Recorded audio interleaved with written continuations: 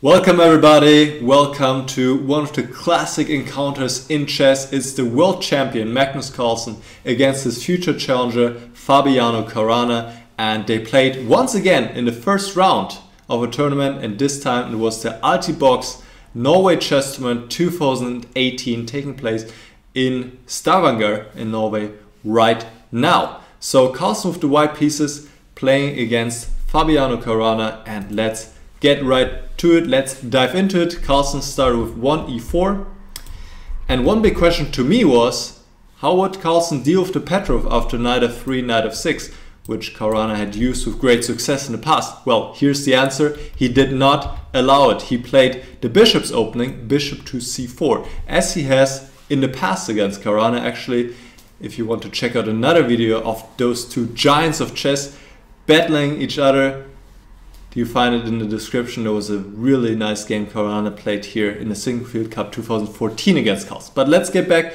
to the game. Caruana replies knight f6, attacks the pawn on e4. Now d3, protecting the pawn. c6, preparing to play in the center with d5. And now here it is, d5, bishop b3, bishop b4 check. Maybe a little bit curious why to give this check. Well, the point is if white goes c3, then the bishop drops back, and now the knight cannot be developed to c3, which is the natural development square for the knight, not only in this opening but in many openings. You'll see that the knights belong on those 4 squares usually, as they have an impact on the center. So bishop b4 check, Carlsen replied with bishop d2, the bishops are exchanged, and now Caruana goes a5. That's a typical move here to grab more space on the queen side and threatening to trap the bishop with a4. This is why Carlsen goes c3, so he can drop back with the bishop to c2 if necessary. Knight bd7, protecting the pawn on e5. Carlsen now takes on d5 first, takes back, and now castle, castle, rook to e1, rook to e8. So let's hold on for a moment and see what happened here. Black has the center pawns, that's very nice, that's what you want to achieve in the opening, but white has a slight lead in development. He already has developed all his pieces and he can put some pressure on these pawns, and the position is roughly equal. But Caruana has been doing well so far out of the opening, that's for sure. Knight f1, and now b5, also a good move by Caruana, grabbing more space, and he wants to develop his bishop.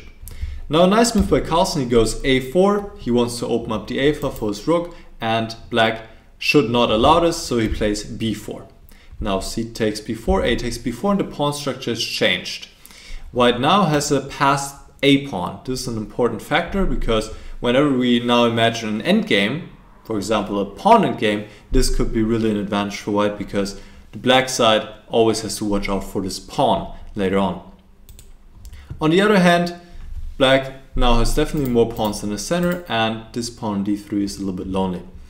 Still, position is equal. Knight to e3, threatening the pawn on d5, so black protects with bishop b7, also develops his last piece. That all makes sense. And now very nice play here by Carlsen, he goes d4. And here black has to go e4. He doesn't want to take on d4 because white takes back with the queen. He has a lot of pressure on the pawn on d5, which is now isolated. It cannot be protected by other pawns. And white is having a very nice game here. So e4 is played. And here we see the idea of Carlsen. He doesn't drop back with the knight, then black would be completely fine, but he sacrifices a pawn. He goes knight to e5. The knight can be taken, white takes back, and the pawn can also be taken. But here we see the idea. Now that the pawn has left the board, the queen can go to d4, and this is just a beautiful square for the queen here on d4. Queen likes to be in a central position in general anyway, because then it can really have an impact on the whole board, and that's exactly what the queen is doing here. It's blocking the pawn on d5, it's attacking the pawn on b4, and of course right now also threatening the rook on e5, which now moves back to e7. But here white is in no rush to win back the pawn. Actually, if he does, that would be a mistake, because then black would be able to push this pawn forward. And once these centered pawns get moving, white is in trouble. In general, you want to get those center pawns up and going, because then it really will make it difficult for white to coordinate his pieces. So rook ac1 makes a lot of sense, get the rook into the game on the open file. Rook to d7 supports the pawn on d5 once more, and the position is still roughly equal. White has good compensation for the pawn, but black on the other hand is also doing okay, because whenever white wants to take on b4 he has to be careful, since then again this push d4 could come and then could also swing in black's favor. So Carlsen goes rook c5, he further improves his position. Alright, that's a little bit too many arrows here, but we see he further improves his position, and Caruana chooses to exchange one of the rooks. That's absolutely fine, takes. White improves his position here, makes some space for the king, black does the same. There's not a lot of useful moves black can play here, so king h7 makes sense just in case to put a king in a slightly better square. Rook to c1, and now, up until now, the game was played perfectly from both sides. You could really say that. Carlsen sacrificed a pawn, got some very nice positional compensation, nicely placed pieces. If we look at all his pieces are beautifully placed. But black is still a pawn up, and if white wants to win back the pawn, he cannot win the pawn back and still keep all his other advantages. So here, Caruana actually allowed Carlsen to win back the pawn by playing rook to c7. And after that, white is clearly better. He should just keep still. And that's very difficult to do psychologically, just to keep still, but sometimes that's the best thing to do. Just play a move like queen a6. Once again, if white takes on b4, black can push the pawn forward. It's not a good idea for white. And, well, there's not much white can do. Rook c5 looks like a logical move, but now black can think about queen e2. Black can also think about queen to d3. For example, here, takes, rook to b5. And now black can get some counterplay here. Rook c7, of course he has the pawn on d3. This is fine for black. Gets enough counterplay here. So, let's see what happened in the game. Goes rook c7. Well, the problem is now that here, after the rook exchange, white can take on b4. And in this situation, as you can see, black cannot push the pawn, white can simply take it. So white has won back the pawns are equal, but white has now two connected passed pawns here on the queen side, which are very dangerous. If you can just imagine them running forward, will be very tough to stop, and also the white pieces are still better than the black pieces here, knight and the bishop being rather passive. I'm guessing that Caruana was hoping to do something here with queen c1 check and to get some activity in this way, but white can defend. Bishop to d1, bishop a6, and now the queen goes back to the beautiful square d4, perfect square for the queen. Bishop to e2. Black's able to exchange his rather passive bishop on b7 against the bishop on d1, but still, white is up. Well, he's not up a pawn, but it almost feels like it, because the black pawns are blocked on d5 and d4, they cannot march forward, and the white pawns are ready to march. Bam, bam. And actually, I moved a little bit too fast, because really, this might have been the last moment for Caruana to do something. Here, he should have, instead of taking on d1, he should have tried queen c7 check. Now, of course, if the king comes back, you can repeat moves. And if white goes g3, then it's at least a little bit more of a weakness for the king side, for the king. And now after bishop d1, knight d1, you can try something like h5. Because this is what black needs to do. He needs to create play against the white king here. Otherwise, these pawns will just win the game for white. Now h5 wants to go h4.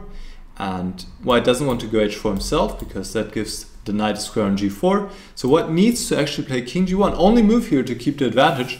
And this is still better for white. But now that white has played g3, black has some better chances to create some counterplay here. Because in the game, there's just nothing black can do really, and we'll see this. Queen c7 check, king now comes back to g1, he doesn't play g3. Queen comes back to c1, but now just push the pawns, b4. And the queen just protects everything here, just beautiful.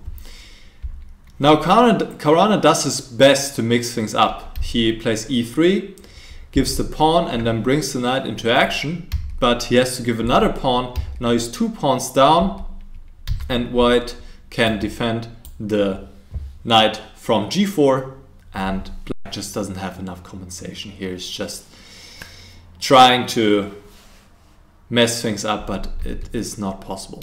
So let's see how this continues. Knight back to e4, queen to e1, defending against knight c3. Always have to be careful, even if you're winning. Always have to be aware, always have to be on the lookout. There's a saying, nothing more difficult than winning a one position, and that has often proven true in chess. So white pushes the pawns, now to c4, queen d4, queen c1, king comes closer. Now black wins the pawn back, but he enters this queen in game, which is also just completely lost because white has these connected passed pawns. Now g5, desperate measures here by Caruana. And queen in games, they're still a little bit tricky sometimes because you have to watch out for perpetual checks, but Carlsen does it perfectly right here, brings the king back to safety on h2, f4. Caruana needs to open up, tries something, play f3, something along these lines, get something going, but Carlsen, of course, is on the lookout, and now he sees a chance to go for queen g6, gives the pawn on b4, but wins the pawn on h6 first with check, then the pawn with g5 with check. Now he's again up 2 pawns, gives some more checks, and now pushes another pawn forward, h4. Some more checks, that never hurts, you get some more time on the clock, good strategy, and h5. Next one, f3 check, g3, and f2. And here, quick question for you guys, how would you now solve this in the most elegant fashion, this situation where the pawn is threatening to queen on f1? What would you do? So stop the video, this is your question for the game, what to do now, how to solve this.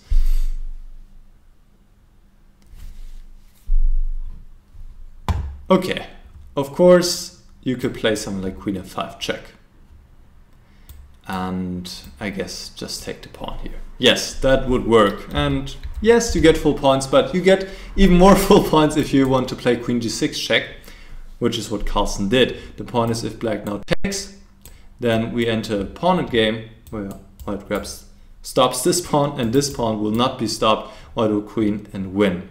So after queen g6 check, Caruana went king h8, now queen takes d6, and now we have a queen in game with 3 pawns up for white, and that's just too much. Even though, it has to be said, if white didn't have this pawn, that's something to remember from this video, if white only had the g and the h pawn, it would be a draw with the queens on the board. It would be a draw. As surprising as this sounds, it would be a draw because white cannot force the queen trade, and because the pawns are on the edge of the board, the white king cannot find enough shelter. So this would be a draw, but with the pawn on a5, it's completely winning. And of course, Carlsen did not have any difficulties. What he did here is he just slowly improved his position and then used the checks to push his pawn forward. First to a6, and now we'll see a few more checks, making sure that the king is safe on h1, and then the pawn is further pushed forward. Black can give 1 check, that's all. King just steps to g3. So Caruana decided to resign here because white will, with another check, support the pawn coming to a8 and queen. Alright, so Carlsen starts with a win here, convincing victory. Very nice game by Carlsen, who just put on the pressure, sacrificed his pawn, got some nice positional compensation. It was more difficult to play for black, for Caruana, and then Caruana just chose the wrong moment to become active with rook c7, and really after rook c7 already, just one mistake against the world champion, it can go sour, and that's what happened here. He could not defend it this time, even though he tried everything he could, but the position was just too bad, so Caruana could not come back, and it was really this one moment, I would say, where he played rook c7, gave back the pawn. Instead he should have kept still, but he gave back the pawn, then the queen was just way superior to the black queen, and Carlsen won in convincing fashion. So I hope you enjoyed this game analysis. Let me know if you have any questions, and if you would like to see future videos of mine, then feel free to subscribe and also leave a like here on the video, and then I hope you enjoyed the rest of this super strong tournament, Norway Chess. Make sure to check this out. Alright, I'm out. Bye.